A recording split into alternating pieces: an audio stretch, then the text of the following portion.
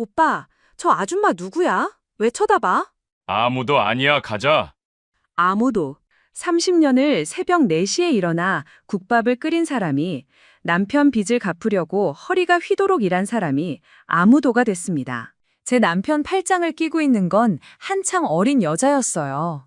남편은 저를 보고도 팔짱을 풀지 않았습니다. 손에서 도시락이 떨어졌어요. 보도블럭 위로 국물이 흘렀습니다. 새벽부터 정성껏 싼 그 도시락처럼 30년이 바닥에 쏟아졌어요. 그 도시락을 쌀 때만 해도 몰랐습니다. 30년이 그렇게 끝날 줄은.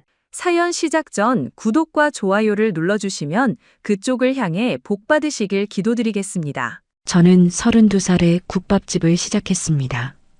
중랑구 시장 골목 끝자락 2평 남짓한 가게였어요. 간판도 없었습니다. 천막 아래에 테이블 4개를 놓고 새벽 4시에 일어나 솥뼈를 삶았어요. 뼈가 하얗게 우러날 때까지 6시간. 그게 매일이었습니다. 남편은 그때 건설자재 사업을 한다고 했어요. 사업이라고 부르기에도 민망한 트럭 한 대로 자재를 실어 나르는 일이었거든요. 그런데 그것마저 망했습니다. 투자했다던 현장이 부도가 났다고 했어요. 빚쟁이들이 집 앞에 왔습니다. 새벽이었어요. 현관문을 두드리는 소리에 잠이 깼는데 남편이 방 구석에서 벽을 보고 앉아 있었습니다. 어깨가 떨리고 있었어요. 그 넓던 어깨가 그렇게 작아 보인 건 처음이었습니다. 얼마예요? 제가 물었습니다. 7천만 원. 그 돈이 얼마나 큰 돈인지 국밥 한 그릇 2,000원 하던 시절이니까 짐작이 되실 거예요. 내가 갚을게. 당신은 다시 시작해. 저는 그렇게 말했습니다. 남편이 고개를 들어 저를 봤어요. 눈이 벌겋게 충혈되어 있었습니다. 미안하다. 그 한마디뿐이었어요. 저는 그 한마디면 충분하다고 생각했습니다. 부부니까 한쪽이 무너지면 다른 한쪽이 버텨야지. 그게 부부라고 믿었거든요. 그날부터 국밥집은 제 전쟁터가 됐습니다. 새벽 4시에 일어나 육수를 올리고 아침 장사를 마치면 점심 준비를 하고 점심을 치우면 저녁 손님을 받았어요. 하루에 국밥을 100그릇 넘게 끓였습니다. 손가락 마디가 부어올라서 주먹을 쥘 수가 없었어요. 그래도 다음 날이면 또 새벽에 일어났습니다. 3년 만에 7천만 원을 다 갚았어요. 남편은 그 사이에 다시 사업을 시작했습니다. 저는 그 사업 자금도 대줬어요. 국밥집에서 번 돈을 쪼개서 한 달에 200만 원씩 남편이 달라고 하면 줬습니다.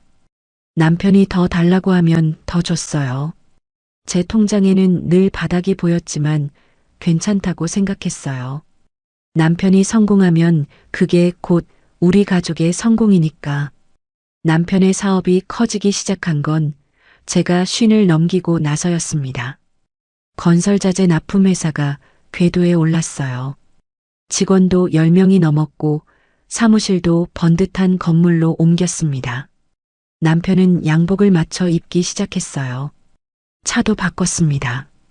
그런데 이상한 게 하나 있었어요. 남편이 점점 집에 안 들어왔습니다. 처음에는 접대라고 했어요. 그 다음에는 출장이라고 했습니다. 나중에는 아예 말도 안 했어요. 새벽에 들어와서 거실 소파에서 자고 아침이면 씻지도 않고 나갔습니다. 어느 날 남편 사무실에 국밥을 가져간 적이 있어요. 점심시간이었습니다. 직원들이 식사하러 나간 사이에 남편 책상 위에 국밥을 올려놓으려는데 남편이 회의실에서 나왔어요. 저를 보더니 인상을 확 구겼습니다. 뭐하러 여기까지 와? 집에나 가 있어. 직원 2명이 복도에서 듣고 있었어요. 고개를 돌렸지만 다 들은 걸 저는 알았습니다. 얼굴이 화끈거렸어요. 목이 메어서 아무 말도 못하고 국밥만 놓고 나왔습니다. 돌아오는 버스 안에서 창밖을 봤어요. 눈물이 나지는 않았습니다. 그때는 이미 눈물이 나올 만큼의 기대도 남아있지 않았거든요. 집에 와서 생각했어요. 30년을 함께 살았는데 남편이 저한테 고맙다고 한 게 언제였을까? 기억이 나지 않았습니다. 빚을 갚아줬을 때도, 사업 자금을 대줬을 때도, 매일 새벽에 일어나 국밥을 끓였을 때도 한 번도 없었어요. 그날 밤 가게 문을 닫고 혼자 정리를 하는데 이상하게 그 국밥 냄비가 눈에 들어왔습니다. 30년 동안 함께한 냄비였어요. 바닥이 까맣게 눌어붙고 손잡이가 헐거워진 냄비. 저랑 닮았더라고요. 가스불을 끄면서 혼잣말을 했습니다. 사람이 사람한테 해줄 수 있는 건 밥 한 그릇이야. 그때는 그 말이 체념이었어요. 밥 한 그릇밖에 해줄 수 없는 자신이 한심하다는 뜻이었습니다. 그런데 나중에야 알았습니다. 그 밥 한 그릇이 제 인생을 바꿀 줄은 그때는 정말 몰랐어요. 그날, 그러니까 도시락이 바닥에 쏟아졌던 그날 이야기를 해야겠습니다. 저는 보도블록 위에 쪼그려 앉아서 밥을 주워 담았어요. 국물에 젖은 밥알이 손가락 사이로 흘렀습니다. 무릎이 찬 국물에 젖는 것도 몰랐어요. 그냥 주어야 한다는 생각뿐이었거든요. 새벽 4시에 일어나서 싼 도시락이었습니다. 남편이 좋아하는 소고기 장조림을 넣었어요. 고춧가루 덜 넣은 깍두기도 따로 담았습니다. 지나가는 사람들이 저를 봤어요. 누군가는 혀를 끌끌 차고 지나갔습니다. 저는 고개를 들지 못했어요. 다 주워 담고 일어서는데 다리에 힘이 없었습니다. 아까 본 것이 진짜였을까? 남편 팔에 매달려 있던 그 여자의 얼굴이 자꾸 떠올랐어요. 젊었습니다. 38쯤 될까? 크림색 코트를 입고 있었고 남편을 올려다보며 웃고 있었어요. 남편도 웃고 있었습니다. 제가 30년 동안 보지 못한 얼굴이었어요. 그 여자가 말했습니다. 오빠, 저 아줌마 누구야? 남편이 대답했어요. 아무도 아니야. 가자.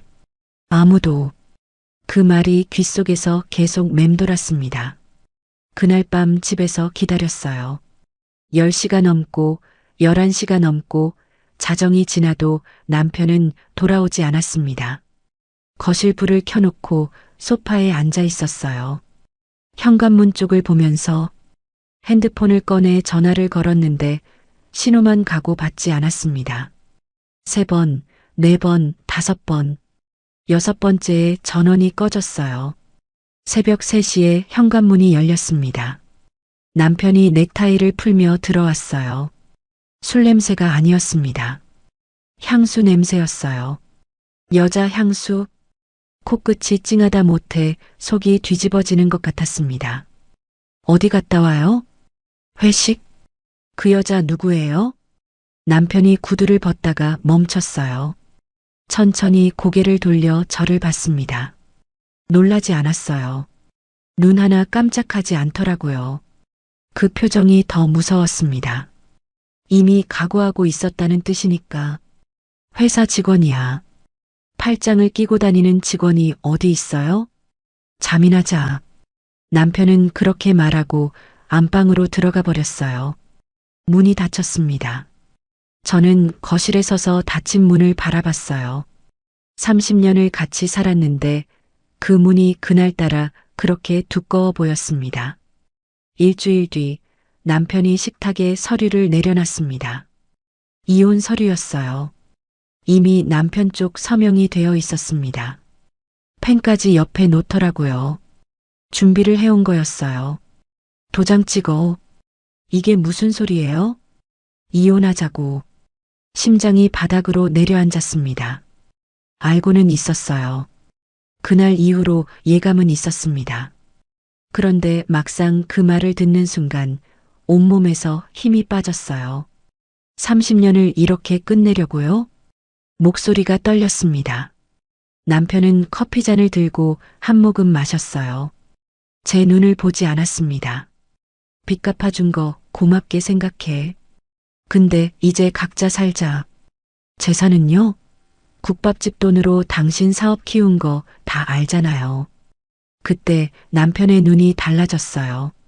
차갑게 변했습니다. 30년 동안 한 번도 본 적 없는 눈이었어요. 내가 뭘 했다고 재산을 달라 그래? 국밥이나 끓이던 년이. 숨이 멎었습니다. 국밥이나 끓이던 년. 30년이 그 한마디로 정리됐어요. 새벽 4시에 일어나 뼈를 삶고 빚쟁이 앞에서 고개를 숙이고 허리가 펴지지 않을 때까지 일한 30년이 국밥이나 끓이던 년. 남편이 말을 이었습니다. 도장 안 찍으면 사업빚 내 이름으로 돌린다. 연대보증 세워놓은 거 잊었어? 연대보증. 사업 초기에 남편이 부탁해서 도장을 찍어줬던 게 있었어요. 그게 아직 살아있는 줄은 몰랐습니다.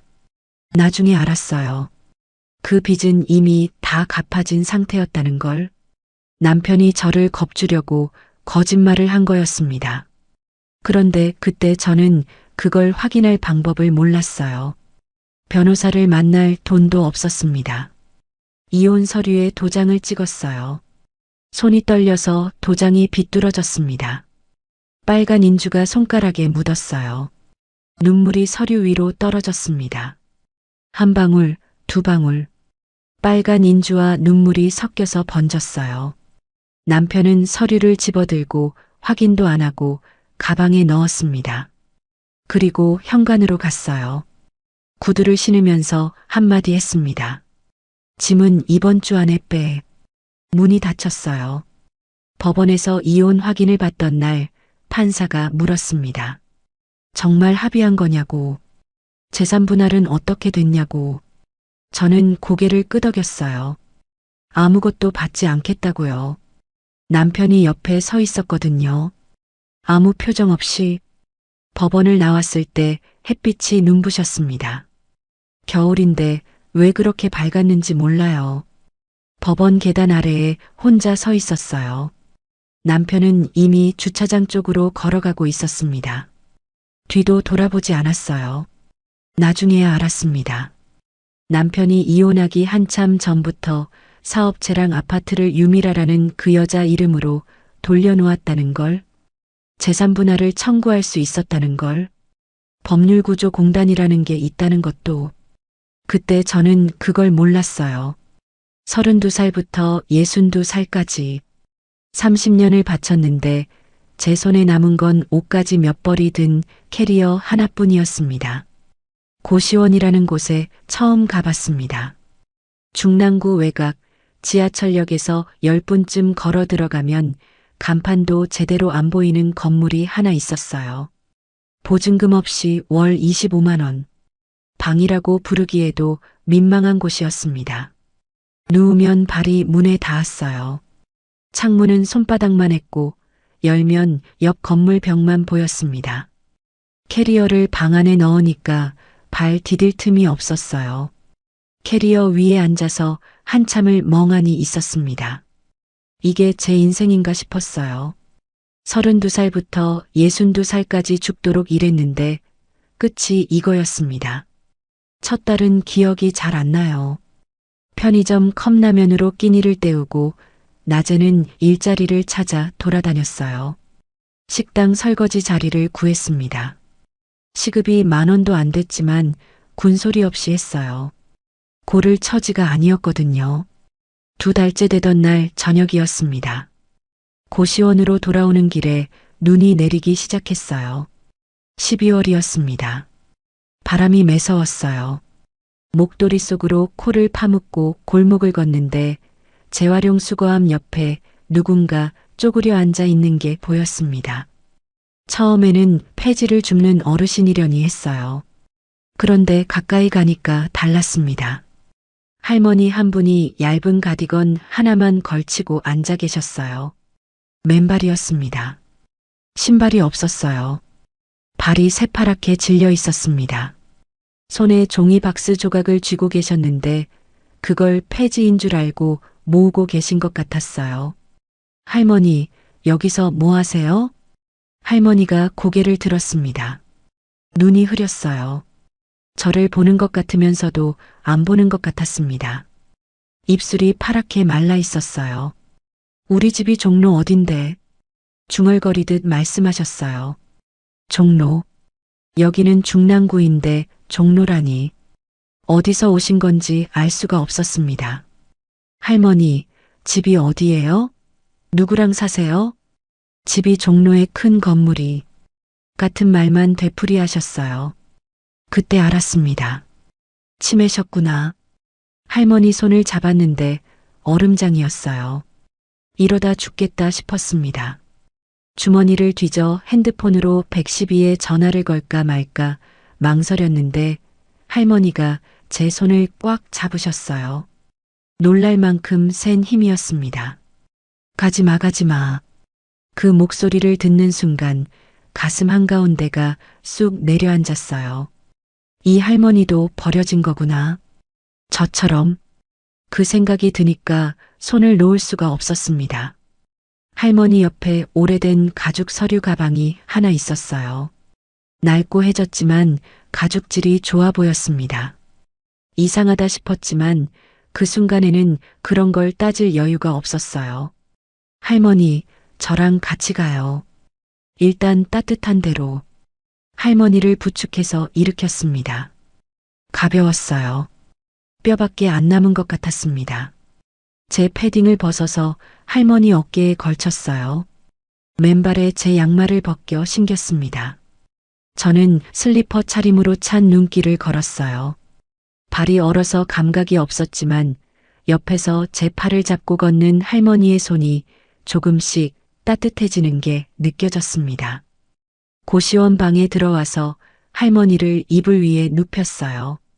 전기포트로 물을 끓이고 컵라면이 아니라 제대로 된 걸 해드리고 싶었는데 방에는 아무것도 없었습니다. 냉장고 안에 달걀 3개랑 파 한 줌이 전부였어요. 달걀을 풀고 파를 썰어서 국을 끓였습니다. 소금간만 한 허술한 국이었어요. 국밥집을 30년 했으면서 이렇게 허술한 국밖에 못 끓이다니 웃기더라고요. 할머니, 이거 드세요. 숟가락을 할머니 입에 갖다 대니까 할머니가 한 모금 드시더니 눈을 크게 뜨셨어요. 맛있다. 한 모금 더 드셨습니다. 맛있어, 맛있어. 그러면서 눈물을 흘리셨어요. 주름진 볼을 타고 눈물이 줄줄 흘렀습니다. 국을 드시면서 우시는 건지 울면서 국을 드시는 건지 모를 정도였어요. 저도 울었습니다. 왜 우는지 저도 몰랐어요. 그냥 눈물이 멈추지 않았습니다. 고시원 좁은 방에서 할머니와 저 둘이서 달걀국 하나를 놓고 울었어요. 소리도 없이 창밖에서는 눈이 계속 내리고 있었습니다. 그날 밤 할머니가 잠이 드신 뒤 옆에 누워서 할머니 얼굴을 봤습니다. 주름투성이 얼굴이었어요. 잠든 얼굴이 평온해 보였습니다. 왼손 약지에 반지가 하나 끼어 있었어요. 낡았는데 자세히 보니까 비치였습니다. 품이 있는 반지였어요. 이 할머니가 보통 분이 아니었나 잠깐 그런 생각이 스쳤습니다. 하지만 그보다 더 크게 느껴진 건 다른 거였어요. 오랜만이었습니다. 누군가 옆에 있다는 게, 숨소리가 들린다는 게, 혼자가 아니라는 게. 다음 날 아침 주민센터에 갔습니다. 실종 신고가 되어 있는 어르신인지 확인해 달라고 했어요. 확인에 시간이 걸린다고 했습니다. 일단 제가 모시겠다고 했어요. 담당 직원이 고개를 갸우뚱하더라고요. 저도 형편이 안 되어 보이니까. 괜찮아요. 어르신 혼자 두면 안 되잖아요. 고시원에서는 할머니를 데리고 있을 수 없었습니다. 방이 너무 좁았어요. 그래서 결심했어요. 한 달 벌어서 모은 돈 80만 원. 그걸 들고 반지하 원룸을 구했습니다. 월세 20만 원. 반지하라 눅눅했지만 둘이 누울 수는 있었어요. 이사하던 날 할머니 손을 잡고 계단을 내려갔습니다. 할머니가 방 안을 두리번거리시더니 저를 보면서 웃으셨어요. 이가 다 빠진 잇몸이 보이는 아이 같은 웃음이었습니다. 그때 생각했어요. 이 할머니를 잘 모셔야겠다. 이유 같은 건 없었습니다. 그냥 이 세상에 버려진 사람끼리 서로 잡아줘야 하지 않겠냐고. 그게 전부였어요. 반지하 원룸에서 할머니와 살기 시작한 지 석 달쯤 됐을 때였습니다. 봄이 오고 있었어요. 골목 끝 화단에 개나리가 피기 시작했습니다. 할머니는 날이 따뜻해지면서 많이 좋아지셨어요. 아침마다 제가 죽을 쓰면 혼자서 숟가락을 드셨습니다. 처음 만났을 때는 숟가락도 줄 수 없으셨거든요. 날씨가 좋은 날에는 할머니 손을 잡고 동네 공원에 나갔어요. 공원이라고 해봐야 작은 놀이터 옆에 벤치 2개가 전부였지만 할머니는 그곳을 좋아하셨습니다. 비둘기가 있었거든요. 할머니가 비둘기를 보면 까르르 웃으셨어요. 이가 다 빠진 잇몸이 보이는 아이 같은 웃음. 주머니에서 빵 부스러기를 꺼내 뿌리면 비둘기가 발밑으로 모여들었습니다. 할머니가 좋아서 손뼉을 치셨어요. 그 모습을 보면서 저는 처음으로 생각했습니다. 아, 나한테도 아직 이런 순간이 올 수 있구나. 남편한테 쫓겨나고 나서 처음 느끼는 평온이었어요. 거창한 게 아니었습니다. 봄바람이 불고 할머니가 웃고 비둘기가 모여드는 오후. 그게 전부였는데 가슴이 따뜻해졌어요.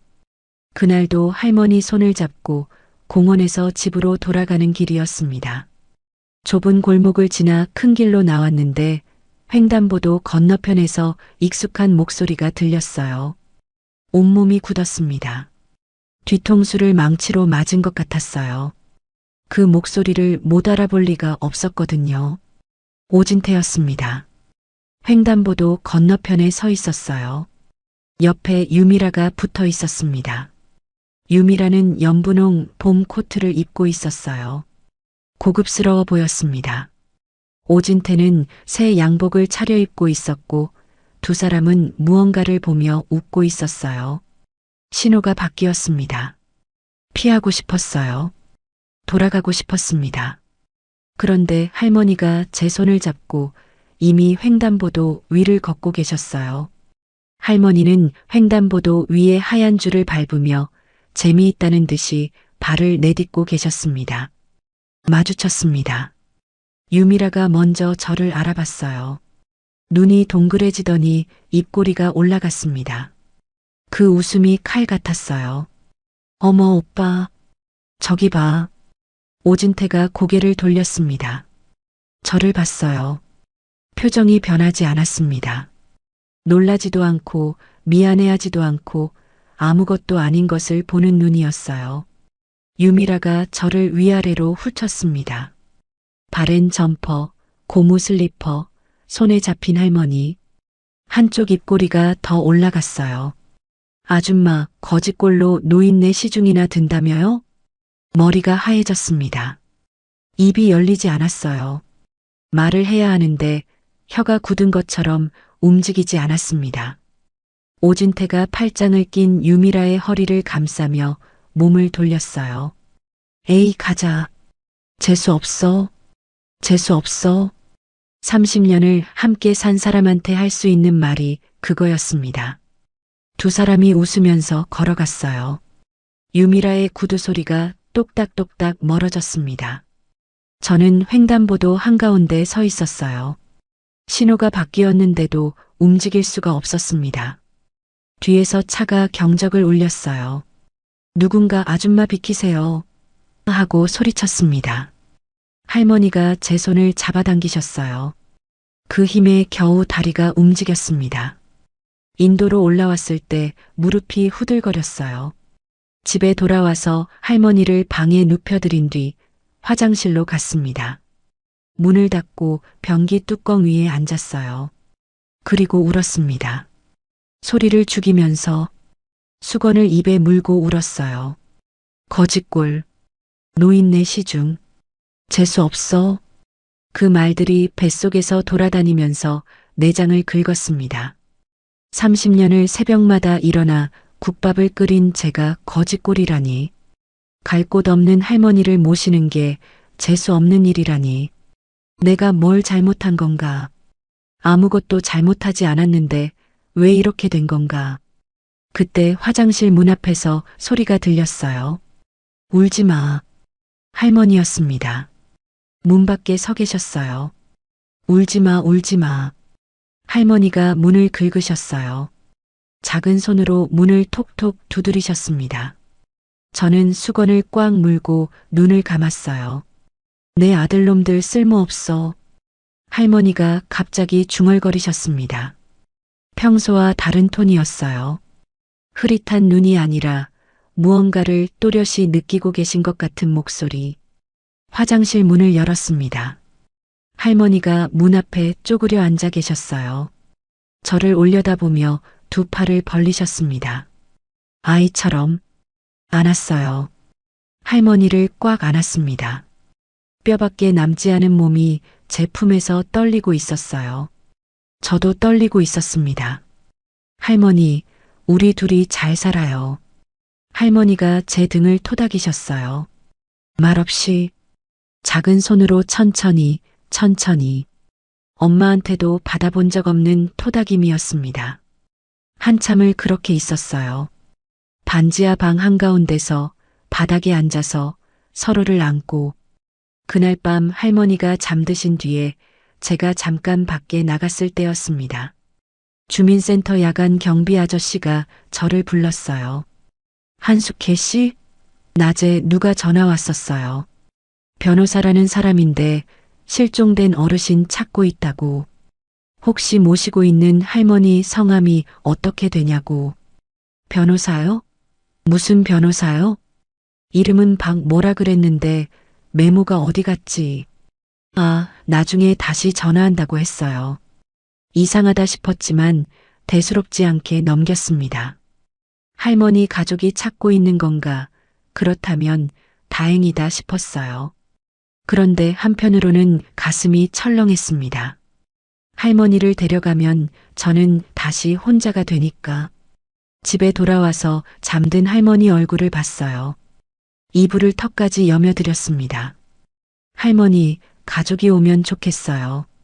근데 말끝을 흐렸어요. 솔직히 말하면 할머니가 곁에 있어서 제가 버티고 있는 거였거든요. 그렇게 3년이 흘렀습니다. 3년이라는 시간이 어떻게 갔는지 돌이켜보면 하루하루가 똑같았어요. 그런데 그 똑같은 하루들이 쌓이니까 인생이 되더라고요. 새벽 5시에 일어났습니다. 할머니보다 먼저 일어나야 했거든요. 할머니가 눈을 떴을 때 아무도 없으면 불안해하셨어요. 소리를 지르시거나 문을 열고 나가려고 하셨습니다. 그래서 항상 할머니가 눈을 뜨기 전에 옆에 있어야 했어요. 죽을 쑤었습니다. 호박죽, 팥죽, 잣죽. 매일 다르게 끓였어요. 국밥집을 30년 했으니까 죽 하나는 자신 있었습니다. 할머니가 치아가 거의 없으셔서 부드러운 것만 드실 수 있었거든요. 죽이 끓는 동안 할머니 세수를 도와드렸어요. 따뜻한 물에 수건을 적셔서 얼굴을 닦아드리면 할머니가 눈을 감고 가만히 계셨습니다. 마치 아기를 씻기는 것 같았어요. 저한테 아이가 없었는데 할머니를 돌보면서 처음 알았습니다. 누군가를 돌보는 게 이런 거구나. 아침을 드시고 나면 할머니를 방에 눕혀드리고 저는 일하러 나갔어요. 근처 식당에서 설거지를 했습니다. 아침 10시부터 오후 2시까지 4시간 동안 쉬지 않고 그릇을 씻었어요. 손이 갈라지고 피가 났지만 고무장갑을 끼면 됐습니다. 일당이 4만 원이었어요. 한 달이면 100만 원 조금 넘었습니다. 월세 20만 원, 공과금 10만 원, 나머지로 할머니 약값이랑 먹을 것을 샀어요. 주민센터에서 긴급복지 지원을 받았습니다. 한 달에 40만 원. 치매 어르신 돌봄 서비스에서 주 2회 방문 도우미도 나왔어요. 도우미 선생님이 오시는 날에는 제가 좀 더 일할 수 있었습니다. 빠듯했어요. 하루하루가 빠듯했습니다. 그런데 이상한 게 하나 있었어요. 외롭지 않았습니다. 국밥집을 하던 30년 동안 남편 옆에 있으면서도 저는 늘 외로웠거든요. 같은 집에 살면서도 대화가 없었어요. 밥을 차려놓으면 남편은 텔레비전을 보면서 먹고 나면 방에 들어가 버렸습니다. 30년 동안 식탁에서 눈을 마주치고 밥을 먹은 적이 몇 번이나 될까요? 할머니는 달랐어요. 제가 죽을 떠들이면 저를 보셨습니다. 흐릿한 눈이었지만 저를 보고 계셨어요. 제가 이불을 덮어드리면 제 손을 잡으셨습니다. 제가 노래를 흥얼거리면 고개를 끄덕이셨어요. 말이 통하지 않아도 기억이 없어도 할머니는 제 곁에 계셨습니다. 그게 얼마나 큰 건지 잃어본 사람만 알아요. 1년차 겨울이었습니다. 할머니가 감기에 걸리셨어요. 기침이 심해서 밤새 잠을 못 주무셨습니다. 저도 옆에서 뜬 눈으로 밤을 새웠어요. 새벽에 할머니 이마를 짚어보니 불덩이였습니다. 업고 동네 의원에 갔어요. 의사 선생님이 폐렴 초기라고 했습니다. 큰 병원에 가야 한다고. 그런데 할머니 보험이 없었어요. 신분 확인이 안 되니까. 주민센터에 긴급 의료비 지원을 신청했더니 서류가 복잡했습니다. 제 통장에 남은 돈이 23만 원이었어요. 그 돈을 다 꺼내서 병원비에 썼습니다. 할머니가 수액을 맞으면서 잠이 드셨을 때 병원 복도 의자에 앉아서 생각했어요. 다음 달 월세를 어떻게 내지? 식비는 어떻게 하지? 머릿속이 하얘졌습니다. 그런데 그때 그런 생각이 들었어요. 이 할머니가 아니었으면 나는 벌써 포기했을지도 모른다. 고시원에서 혼자 컵라면을 먹던 그때 저는 아무것도 할 이유가 없었거든요. 살아야 할 이유도요.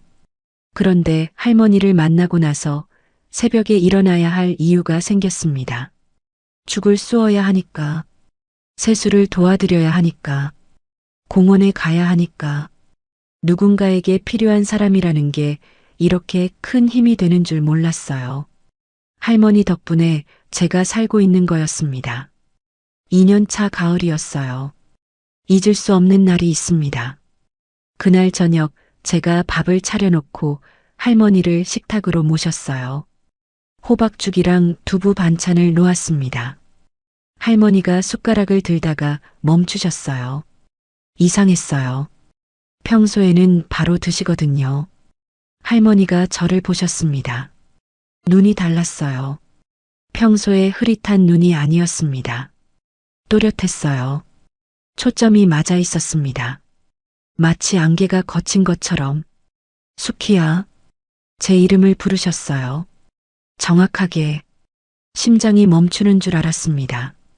할머니가 제 이름을 부르신 건 처음이었어요. 그동안은 그냥 아가라고 하시거나 아무 말씀 없이 손만 잡으셨거든요. 네, 할머니. 목소리가 떨렸어요.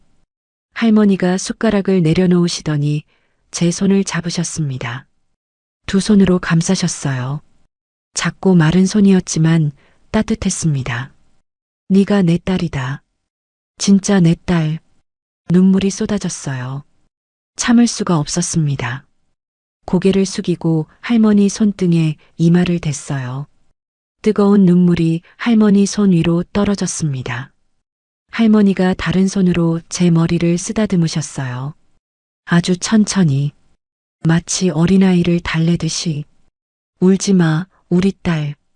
그 순간이 얼마나 지속됐는지 모르겠어요. 1분이었을 수도 있고 10분이었을 수도 있습니다. 할머니의 눈이 다시 흐려지기 전까지 저는 할머니 손을 놓지 않았어요. 나중에 혼자 설거지를 하면서 생각했습니다. 62년을 살면서 누군가에게 딸이라는 말을 들은 건 처음이었어요. 친어머니는 제가 어릴 때 돌아가셨고, 시어머니한테는 며느리일 뿐이었고, 남편한테는 국밥이나 끓이던 년이었으니까 할머니가 해주신 그 한마디가 30년 동안 들어본 어떤 말보다 따뜻했습니다. 3년 차에 접어들면서 할머니가 눈에 띄게 쇠약해지셨어요. 식사량이 줄었습니다. 죽 한 그릇을 다 드시던 분이 반 그릇도 못 드셨어요. 산책을 나가면 10분도 못 걸으시고 벤치에 앉으셨습니다. 비둘기를 보고 웃으시던 할머니가 비둘기를 봐도 반응이 없으셨어요. 병원에 모시고 갔더니 전반적인 노쇠가 진행되고 있다고 했습니다. 특별히 어디가 아픈 게 아니라 몸 전체가 서서히 꺼지고 있는 거라고. 저는 알았어요. 할머니와의 시간이 얼마 남지 않았다는 걸. 그래서 더 정성을 들였습니다. 죽에 잣을 더 넣었어요. 산책은 짧게 나갔다 왔습니다. 저녁에는 할머니 발을 씻겨드리고 발가락 사이사이까지 물기를 닦아드렸어요. 할머니가 잠드실 때까지 옆에 누워서 손을 잡아드렸습니다. 어느 날 밤이었어요. 할머니가 잠이 드신 줄 알았는데 갑자기 제 손을 꽉 쥐셨습니다. 놀라서 보니까 할머니가 눈을 뜨고 계셨어요. 또 맑은 눈이었습니다. 두 번째 맑은 순간이었어요. 수키야. 네, 할머니. 고맙다, 아가야. 할머니 목소리가 아주 작았어요. 속삭이는 것 같았습니다. 저는 할머니 손을 두 손으로 감싸 쥐었어요. 할머니, 저도 고마워요. 할머니 덕분에 제가 살았어요. 진심이었습니다. 과장이 아니에요. 할머니가 아니었으면 저는 그 고시원 방에서 어떻게 됐을지 모릅니다. 할머니를 돌보면서 저는 다시 사람이 됐어요. 누군가에게 필요한 사람, 누군가의 곁에 있어주는 사람. 그게 저한테는 전부였습니다. 할머니가 미소를 지으셨어요. 주름투성이 얼굴 위로 퍼지는 아주 평온한 미소. 그리고 눈을 감으셨습니다. 제 손을 잡은 채로 잠이 드셨어요. 손의 힘이 조금씩 풀리는 게 느껴졌습니다. 저는 그 손을 놓지 않았어요. 반지하 방 작은 창문 너머로 가로등 불빛이 들어왔습니다. 할머니의 잠든 얼굴 위로 그 빛이 떨어졌어요. 빛이 반지가 희미하게 빛났습니다. 밤이 깊었어요. 저도 눈을 감았습니다. 할머니 손을 잡은 채로 그 밤이 영원하면 좋겠다고 처음으로 생각했어요. 할머니가 돌아가신 건 3월 초였습니다. 새벽이었어요. 저는 할머니 옆에 누워 있었습니다. 자다가 이상한 느낌에 눈을 떴어요. 뭔가 달랐습니다. 소리가 없었어요. 할머니의 숨소리가 들리지 않았습니다. 할머니? 대답이 없었어요. 할머니. 손을 뻗어 할머니 손을 잡았습니다. 차가웠어요. 아까까지 따뜻했던 그 손이 차가워져 있었습니다. 불을 켰어요. 할머니 얼굴을 봤습니다. 평온하셨어요. 눈을 감고 계셨는데 입꼬리가 살짝 올라가 있었습니다. 웃고 계신 것 같았어요. 이불 위로 나온 왼손 약지에 빛이 반지가 끼어 있었습니다. 가로등 불빛에 반짝이고 있었어요. 저는 할머니 손을 잡고 한참을 앉아 있었습니다. 울지 않았어요. 눈물이 안 나왔습니다. 너무 크면 눈물이 안 나오더라고요. 가슴이 텅 빈 것 같은데 동시에 뭔가로 꽉 차 있는 것 같았어요. 슬픔인지 감사인지 모를 것이 목구멍까지 차올랐습니다. 할머니, 편히 가세요. 겨우 그 한마디를 했어요. 장례를 치러야 했습니다. 할머니 신원이 확인되지 않는 상태였어요. 주민센터에 도움을 요청했습니다. 담당 공무원이 이것저것 알아봐 주셨어요. 무연고 장례 지원 절차가 있다고 했습니다. 그런데 저는 그게 싫었어요. 제가 할게요. 조촐하게라도 제가 장례를 치를게요. 통장에 남은 돈이 47만 원이었습니다. 가장 싼 장례 패키지가 50만 원이었어요. 3만 원이 모자랐습니다. 식당 사장님한테 선불로 일당을 받았어요. 장례식장은 동네 작은 상조회관이었습니다. 가장 작은 빈소를 빌렸어요. 국화 한 다발을 놓고 할머니 사진은 없었으니까 영정 대신 하얀 천을 걸었습니다. 조문객은 아무도 오지 않았어요. 첫날도 둘째 날도 빈소에는 저 혼자였습니다. 식당 사장님이 한 번 오셔서 절을 하고 가셨어요. 주민센터 담당자가 서류를 가지고 잠깐 오셨습니다. 그게 전부였어요. 둘째 날 밤이었습니다. 빈소에 혼자 앉아 있었어요. 국화 향기가 코끝을 찔렀습니다. 아무 소리도 없었어요. 형광등이 윙하고 돌아가는 소리만 들렸습니다. 할머니한테 말을 걸었어요. 혼잣말이었습니다. 할머니, 저 잘했죠? 잘한 거 맞죠? 대답이 없었습니다. 당연하죠. 할머니 가족이 올 줄 알았는데 아무도 안 오네요. 코끝이 찡했어요. 그때서야 눈물이 나왔습니다. 참고 있던 게 한꺼번에 쏟아졌어요. 소리 없이 울었습니다. 빈소에서 혼자 국화 한 다발 앞에서 그때였습니다. 빈소 문이 열렸어요. 고개를 들었습니다. 눈물 때문에 앞이 흐렸어요. 누군가 들어오고 있었습니다. 한 명이 아니었어요. 검은 양복을 입은 남자 3명이 빈소 안으로 걸어 들어왔습니다. 가운데 서 있는 남자가 얇은 은퇴 안경을 쓰고 있었어요.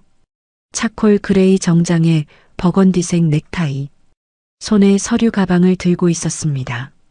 저는 눈물을 닦으며 일어섰어요. 장례회사 사람인가 싶었습니다. 한숙희 선생님이십니까? 선생님. 누군가 저를 선생님이라고 부른 건 평생 처음이었어요. 네, 그런데 어떻게 오셨어요? 고인 이순옥 선생님의 유언 집행자, 변호사 박정호입니다. 유언, 집행자, 변호사. 그 단어들이 귀에 들어왔는데 머리에서는 조합이 되지 않았습니다. 죄송합니다. 무슨 말씀이신지. 고인의 유언장을 전달하고 유언을 집행하러 왔습니다. 앉으시겠습니까? 저는 다리에 힘이 풀려서 앉은 게 아니라 앉을 수밖에 없었어요. 박정호 변호사가 서류 가방에서 문서를 꺼냈습니다. 두꺼운 봉투였어요. 봉투 위에 공정증서 유언이라고 적혀 있었습니다.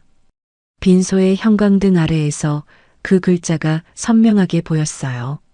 먼저 고인에 대해 말씀드리겠습니다. 변호사가 말을 시작했어요. 고인 이순옥 선생님은 1970년대부터 서울 도심에서 부동산 투자 사업을 하셨습니다. 종로와 을지로 일대의 상가 건물 4동을 보유하고 계셨습니다. 현금성 자산을 포함한 총 자산 시가는 약 350억 원입니다. 350억. 숫자가 귀를 통과했는데 뇌까지 도달하지 못했어요. 그게 무슨 뜻인지 알 수가 없었습니다. 잠깐만요. 우리 할머니가 그 할머니가요? 네. 이순옥 선생님이십니다. 그때 모든 게 떠올랐어요. 할머니가 중얼거리시던 말. 우리 집이 종로 어딘데 할머니 손가락에 빛이 반지. 할머니 옆에 있던 가죽 서류 가방. 고급스러워 보이는데 왜 이런 데 있을까 했던 그 가방. 고인께서는 5년 전 경도인지장애 진단을 받으신 직후에 이 유언장을 작성하셨습니다. 변호사가 문서를 펼쳤어요. 공정증서 유언입니다. 공증인과 증인 2명이 입회했고 작성 당일 신경과 전문의의 의사능력 확인서가 첨부되어 있습니다. 법적으로 완전히 유효한 유언입니다. 변호사가 유언장의 핵심 조항을 읽었습니다. 나 이순옥은 다음과 같이 유언한다. 나의 전 재산을 나를 끝까지 돌봐주는 사람에게 유증한다. 유언 집행자 박정호 변호사는 나의 사후, 이 조건을 충족하는 자를 확인하여 유언을 집행한다. 끝까지 돌봐주는 사람. 그 말이 가슴에 꽂혔어요. 고인께서 살아계실 때 늘 말씀하셨습니다. 내 재산은 내 곁을 지켜주는 사람한테 가야 한다고요. 혈육이라고 다 가족이 아니라고. 진심으로 곁을 지켜주는 사람이 진짜 가족이라고. 변호사의 목소리가 떨렸어요. 이 사람도 감정이 있는 사람이었습니다. 고인의 두 아들, 이재용 씨와 이재호 씨는 고인의 재산 선지급을 요구하다 거절당한 뒤 요양원 비용 지급을 중단하고 고인을 사실상 유기하셨습니다. 이에 대해 노인복지법 위반으로 형사고발이 이루어졌으며 두 분 모두 유죄 판결을 받으셨습니다. 민법 제1004조의 의거, 상속 결격에 해당합니다. 그러니까 아들들이 할머니를 버린 거예요? 네. 요양원에서 퇴소되신 뒤 거리를 배회하셨습니다. 저도 고인의 소재를 수소문했으나 찾지 못했습니다. 한숙희 선생님이 고인을 걷어주신 것을 최근에야 확인했습니다. 주민센터, 그때 야간 경비 아저씨가 말했던 변호사, 그게 이 사람이었구나. 점들이 하나씩 연결됐습니다. 변호사가 서류 가방에서 또 다른 문서를 꺼냈어요. 유언에 따라 고인의 전 재산 중 약 300억 원 상당과 종로 소재 핵심 상가 건물이 한숙혜 선생님에게 유증됩니다. 상속세와 재반 비용을 제외한 금액입니다. 300억. 머릿속이 하얘졌어요. 이게 무슨 말이 나오지 않았습니다. 입이 열리는데 소리가 안 나왔어요. 변호사가 서류 가방 안에서 낡은 가죽 서류 가방을 꺼냈습니다. 할머니 옆에 있던 그 가방이었어요. 제가 한 번도 열어보지 않았던 이 가방 안에 공정증서 유언 사본이 들어 있었습니다. 고인께서 항상 곁에 두고 다니셨습니다. 3년 동안 옆에 있었어요. 반지하 방 구석에 놓여 있었습니다. 오래됐지만 가죽질이 좋다. 그렇게만 생각했어요. 그 안에 유언장이 들어 있었다니. 다리에 힘이 풀렸습니다. 의자에서 미끄러져 바닥에 주저앉았어요. 울음이 터졌습니다. 이번에는 참을 수가 없었어요.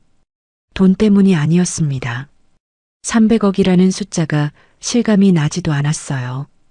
그게 아니라 할머니가 그런 분이셨다는 게, 자식들한테 버림받으시고 거리를 떠도시면서도 유언장 하나를 품에 안고 다니셨다는 게, 나를 끝까지 돌봐주는 사람. 할머니는 그 사람을 기다리고 계셨던 거였어요. 할머니.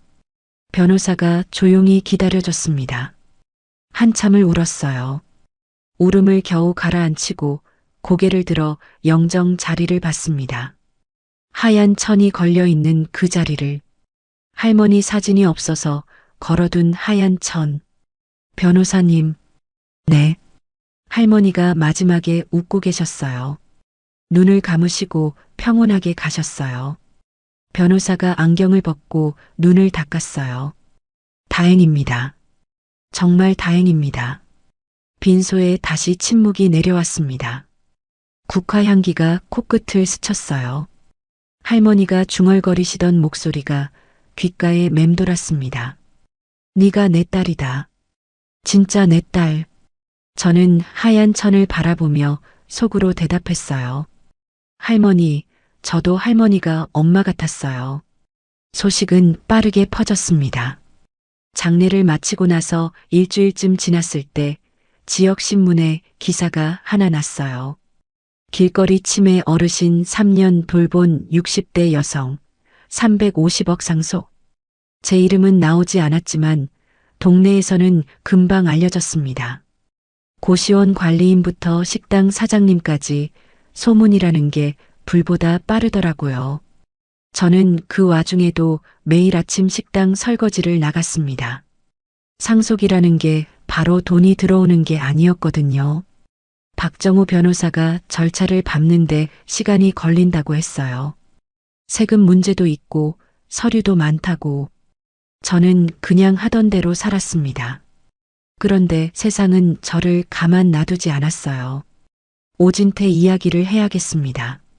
제가 쫓겨나고 2년쯤 지났을 때 오진태의 사업이 망했다는 이야기를 들었어요. 식당 사장님이 전해주셨습니다. 뉴스에도 나왔다고. 부동산 투자를 크게 벌였다가 실패한 거였어요. 유미라가 부추겼다더라고요. 강남에 빌딩을 사겠다. 분양 사업을 하겠다. 그런 말에 넘어가서 무리하게 대출을 받았다가 금리가 올라서 버티지 못한 거였습니다. 건설자재 회사도 연쇄 부도가 났어요.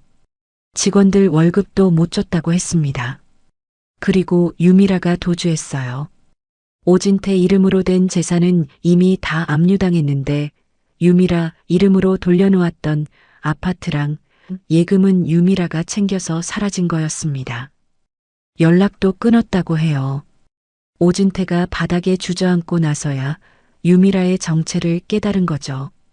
돈이 있을 때만 붙어있던 사람이었다는 걸. 제가 이 이야기를 들었을 때 어떤 기분이었냐고요. 솔직히 말할게요. 시원하지 않았습니다. 그 사람이 망했다고 해서 제 3년이 돌아오는 것도 아니고 바닥에 쏟아진 도시락이 다시 담기는 것도 아니니까. 그냥 허무했어요. 아, 사람이 그렇게 되는구나. 그 생각뿐이었습니다. 장례식장에 나타난 건 장례 마지막 날이었어요. 상속 소식이 퍼진 지 며칠 안 됐을 때였습니다. 발인을 앞두고 빈소에서 마지막 인사를 하고 있었어요. 박정우 변호사도 함께 있었습니다. 빈소 문이 벌컥 열렸어요. 오진태였습니다. 처음에 못 알아볼 뻔했어요. 양복을 차려입고 다니던 사람이 아니었습니다.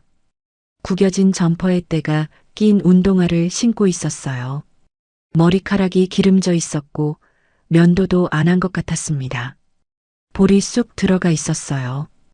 2년 전 길에서 마주쳤을 때 새 양복을 입고 유미라 허리를 감싸던 그 사람이 맞나 싶었습니다. 그 뒤에 유미라도 있었어요.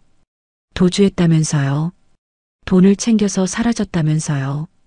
그런데 와 있었습니다. 나중에 알았어요. 유미라가 챙긴 돈도 다 날렸다는 걸. 투자한다고 사기를 당한 거였어요. 빈손이 되니까 다시 오진태한테 돌아온 거였습니다. 유미라의 꼴도 말이 아니었어요. 크림색 캐시미어 코트를 입던 사람이 싸구려 패딩을 입고 있었습니다. 화장도 안 한 얼굴이 헬쑥했어요. 오진태가 빈소 안으로 들어왔습니다. 저를 보더니 멈칫했어요.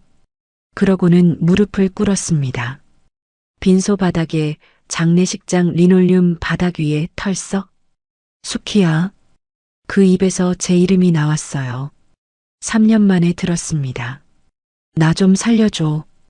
고개를 바닥에 박았어요. 이마가 바닥에 닿았습니다. 64세 남자가 바닥에 엎드려 이마를 찍고 있었어요. 빚이 15억이야. 사채까지 썼어. 이러다 죽어. 한 번만 봐줘. 목소리가 갈라졌어요. 콧물이 흘렀습니다. 유미라도 옆에서 무릎을 꿇었어요. 양손을 모으고 고개를 숙였습니다. 언니, 제가 잘못했어요. 제발 한 번만 봐주세요. 죽을 죄를 지었어요, 언니.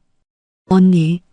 저를 거짓골이라고 했던 사람이, 노인네 시중이나 든다고 했던 사람이, 재수 없다고 했던 사람이 언니라고 불렀습니다. 저는 두 사람을 내려다봤어요. 이상한 기분이었습니다. 분노가 치밀어 오를 줄 알았는데 그게 아니었어요. 물론 화가 났습니다. 그런데 그 위로 더 큰 감정이 덮고 있었어요. 허무함이었습니다. 이 사람이 저한테 한 짓들이 파노라마처럼 지나갔어요. 새벽마다 국밥을 끓였던 30년. 빚을 갚아줬던 날. 사업 자금을 대줬던 날. 직원들 앞에서 집에나 가 있어라고 했던 날. 국밥이나 끓이던 년이라고 했던 날. 도시락이 바닥에 떨어졌던 그날. 아무도 아니야라고 했던 그 순간.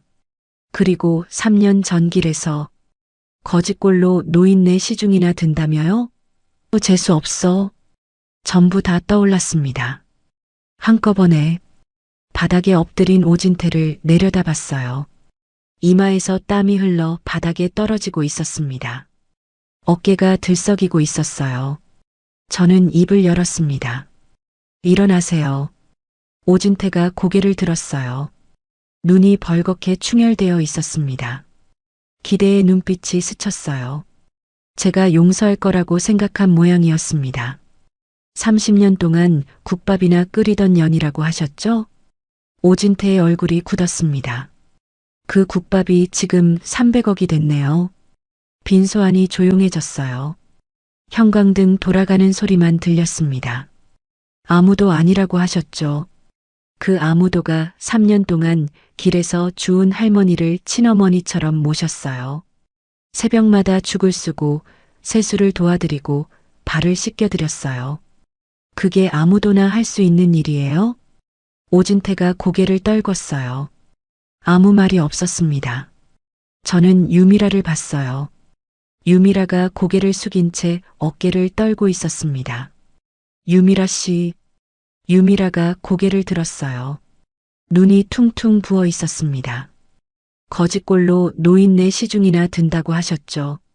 그 노인네 시중이 300억짜리였어요. 그런데 돈이 중요한 게 아니에요. 그 할머니가 제 인생을 살려줬거든요. 유미라 씨가 제한테 한 집보다 할머니가 해주신 게 1000배, 10,000배 큰 거였어요. 유미라가 다시 고개를 박았습니다. 흐느끼는 소리가 빈소를 채웠어요. 저는 다시 오진태를 봤습니다. 바닥에 무릎을 꿇고 앉아있는 64세의 남자. 한때 제 남편이었던 사람. 30년을 함께 살았던 사람. 오진태 씨. 이름을 불렀어요. 남편이 아니라 당신이 아니라 이름을 불렀습니다. 돌아가세요. 오진태가 고개를 들었어요. 우리 사이에 남은 건 아무것도 없어요. 담담하게 말했습니다. 소리를 지르지 않았어요. 울지도 않았습니다. 목소리가 떨리지도 않았어요. 3년 전이었다면 달랐을 거예요. 분노에 떨면서 소리를 질렀을 겁니다. 아니면 무릎 꿇는 남편을 보고 마음이 약해졌을 수도 있어요. 그런데 지금은 아니었습니다. 할머니와 보낸 3년이 저를 바꿔놨어요. 할머니 죽 한 그릇을 끓이면서 발을 씻겨드리면서 손을 잡고 잠들면서 저는 다시 사람이 됐습니다. 누군가에게 필요한 사람, 스스로 서 있을 수 있는 사람, 이 사람 앞에서 더 이상 작아질 이유가 없었습니다. 보안 요원 불러드릴까요? 박정우 변호사가 조용히 물었습니다. 괜찮아요. 저는 영정 자리의 하얀 천을 바라봤어요. 저 사람들은 이제 갈 거예요. 오진태가 비틀거리며 일어났습니다. 바지 무릎에 먼지가 묻어 있었어요. 유미라가 오진태 팔을 잡았는데 오진태가 팔을 뿌리쳤습니다. 이것도 다 내 때문이야. 오진태가 유미라한테 말했어요. 유미라가 입술을 깨물었습니다. 두 사람이 빈소를 나갔어요. 복도에서 유미라의 울음소리가 점점 멀어졌습니다. 저는 빈소 의자에 앉았습니다. 한참을 가만히 앉아 있었어요. 시원하지 않았습니다. 통쾌하지도 않았어요. 복수를 한 것도 아니었습니다. 그런데 가슴이 가벼웠어요. 30년 동안 짊어지고 있던 짐을 내려놓은 것 같았습니다. 국밥이나 끓이던 년. 아무도 아니야. 거짓골. 재수 없어. 그 말들이 더 이상 제 안에서 맴돌지 않았어요. 끝났구나 싶었습니다. 박정우 변호사가 자리를 정리하다가 조심스럽게 말했어요. 한 선생님 괜찮으십니까? 네. 저는 하얀 천을 바라보며 웃었어요. 처음으로 웃었습니다. 장례식장에서 웃는 게 이상하다고 생각하실 수 있지만 할머니는 이해하실 거예요. 할머니, 저 이제 괜찮아요. 상속 절차가 끝난 건 석 달 뒤였습니다. 박정우 변호사가 모든 서류를 처리해 줬어요. 세금 문제, 등기 이전, 관리법인 정리. 저는 그런 것들을 하나도 몰랐는데 변호사가 하나하나 설명해 주셨습니다. 서류에 도장을 찍을 때마다 손이 떨렸어요. 다른 사람 이야기 같았거든요. 종로 상가 건물 4동의 이름이 바뀌었습니다. 한숙희. 서류 위에 찍힌 제 이름이 어색했어요. 평생 남의 이름 아래서 살았으니까. 남편의 아내로, 국밥집 아줌마로, 식당 설거지 아줌마로. 제 이름 석자가 서류 맨 위에 올라간 건 처음이었습니다. 변호사가 물었어요. 건물 관리는 기존 관리법인에 위탁하시면 됩니다. 한 선생님은 따로 하실 일이 없으십니다. 혹시 다른 계획이 있으신가요? 계획. 그 말을 듣는 순간 떠오른 게 있었어요. 변호사님, 이 건물 1층에 빈 점포가 있다고 하셨죠? 네. 종로 3가 건물 1층에 공실이 하나 있습니다. 거기에 급식소를 하나 열고 싶어요. 변호사가 잠시 저를 봤습니다. 놀란 것 같지는 않았어요. 오히려 고개를 끄덕이셨습니다. 예상했다는 듯이. 무료 급식소요? 네. 국밥을 끓이려고요. 2달 뒤 종로 3가 상가 건물 1층에 간판이 올라갔습니다.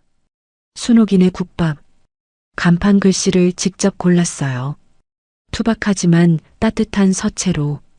간판 아래에 작은 글씨를 하나 더 넣었습니다.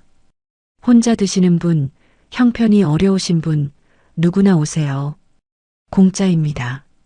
가게 안을 꾸미는데 오래 걸리지 않았어요. 테이블 10개, 의자 40개. 주방에는 큰 솥 3개를 들여놓았습니다. 국밥집을 30년 했으니까 뭐가 필요한지는 잘 알았어요. 주방에 서서 솥을 바라봤습니다. 새 솥이었어요. 바닥이 까맣게 눌어붙지 않은 반짝반짝한 솥. 중랑구 국밥집에서 30년을 함께한 낡은 냄비가 떠올랐습니다. 바닥이 까맣고 손잡이가 헐거웠던 그 냄비. 할머니, 저 다시 국밥 끓여요. 혼잣말이 나왔어요. 할머니가 들으시면 뭐라고 하실까? 아마 까르르 웃으실 거예요. 비둘기 볼 때처럼. 개업 첫날이었습니다. 새벽 4시에 일어났어요. 몸이 기억하고 있었습니다. 30년의 습관은 3년을 쉬어도 사라지지 않더라고요. 솥뼈를 삶고 물을 넣고 파를 썰었습니다. 육수가 하얗게 우러나는 냄새가 가게를 채웠어요. 문을 열기 전에 잠시 가게 한가운데 서서 둘러봤습니다. 깨끗한 테이블, 가지런히 놓인 수저, 김이 오르는 솥, 벽에 액자 하나를 걸었어요. 할머니 사진이 없어서 제가 반지하 방에서 할머니와 나란히 앉아있던 때를 생각하며 화가한테 부탁해서 그린 그림이었습니다. 할머니가 국을 드시며 웃고 계신 모습. 10시에 문을 열었어요. 아무도 안 오면 어떡하지? 잠깐 그런 생각을 했습니다. 그런데 문 앞에 이미 줄이 서 있었어요. 동네 어르신들이었습니다. 혼자 사시는 할아버지, 할머니들. 지팡이를 짚고 오신 분도 있었고 손수레를 끌고 오신 분도 있었어요. 첫 번째 손님은 허리가 구부러진 할아버지였습니다. 모자를 벗고 들어오시더니 주위를 두리번거리셨어요. 진짜 공짜야? 네, 할아버지. 앉으세요. 국밥 한 그릇을 떠서 가져다 드렸습니다. 할아버지가 한 숟가락 드시더니 멈추셨어요. 이야, 이거 진짜 맛있네. 그 말 한마디에 코끝이 찡했어요. 그 뒤로 줄이 끊이지 않았습니다. 2그릇, 10그릇, 20그릇. 국밥을 퍼주면서 손님들 얼굴을 봤어요. 다들 비슷한 표정이었습니다. 따뜻한 국물 한 모금에 눈이 커지고 어깨가 풀리고 입꼬리가 올라가는 그 표정이 3년 전 할머니와 똑같았어요. 고시원에서 달걀국을 드시며 맛있다, 맛있어 하셨던 할머니. 더 드세요, 더 드세요. 한 그릇 더 떠드리면서 저도 모르게 웃었습니다. 점심 장사가 끝나니까 국밥이 120 그릇이 나갔더라고요. 솥 하나가 비었습니다. 허리가 아팠어요. 손이 얼얼했습니다. 그런데 가슴이 뜨거웠어요. 이 느낌, 30년 전 처음 국밥집을 열었을 때와 같았습니다. 그때는 빚을 갚기 위해 끓였어요. 지금은 다릅니다. 지금은 제가 하고 싶어서 끓이는 거예요. 저녁이 됐습니다. 마지막 손님이 나가고 가게가 비었어요. 테이블을 닫고 의자를 정리했습니다. 주방 불을 끄고 홀에 나와 앉았어요. 가게 한가운데 테이블에 벽에 걸린 할머니 그림을 봤습니다. 국을 드시며 웃고 계신 할머니, 이가 빠진 잇몸이 보이는 아이 같은 웃음. 그 웃음이 가게 안을 채우고 있는 것 같았어요. 할머니, 오늘 백스물 그릇 나갔어요. 조용한 가게에서 혼잣말을 했습니다. 다들 맛있다고 했어요. 할머니가 드시던 그 국보다는 훨씬 나은 거 끓였어요. 그때는 달걀이랑 파밖에 없었잖아요. 웃으면서 말했는데 눈물이 났어요. 할머니, 저 잘 살고 있어요. 할머니가 주신 거 이렇게 쓰고 있어요. 눈물을 닦았습니다. 제가 할머니한테 밥 한 그릇 해드린 게 이렇게 돌아올 줄은 몰랐어요. 할머니가 저한테 주신 건 돈이 아니었어요. 다시 일어설 이유를 주신 거였어요. 가게 간판에 불이 들어와 있었어요. 순옥인의 국밥. 창밖으로 그 글씨가 보였습니다. 가로등 불빛 아래서 따뜻하게 빛나고 있었어요. 3년 전 도시락이 바닥에 쏟아졌습니다. 국물이 보도블록 위로 흘렀어요. 30년이 바닥에 쏟아진 것 같았습니다. 그런데 오늘 그 국물이 돌아왔어요. 백스물 그릇에 국밥이 되어서 내일은 더 많은 그릇이 나갈 거예요. 모레는 더. 쏟아진 국물은 멈추지 않고 그릇이 되어 돌아오고 있었습니다. 사람이 사람한테 해줄 수 있는 가장 큰 건 곁에 있어주는 거였습니다. 할머니가 제 곁에 있어주셨어요.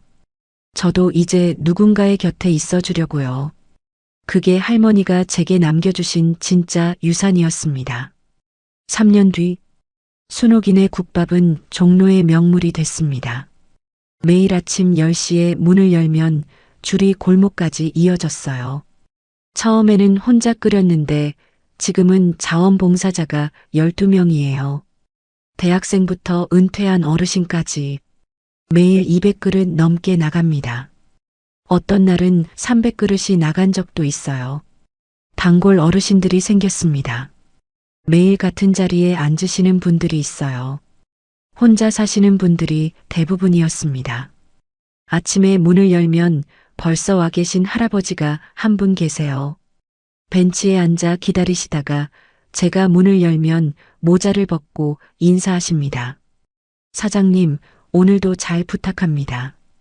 그 말을 들을 때마다 가슴이 뭉클해요.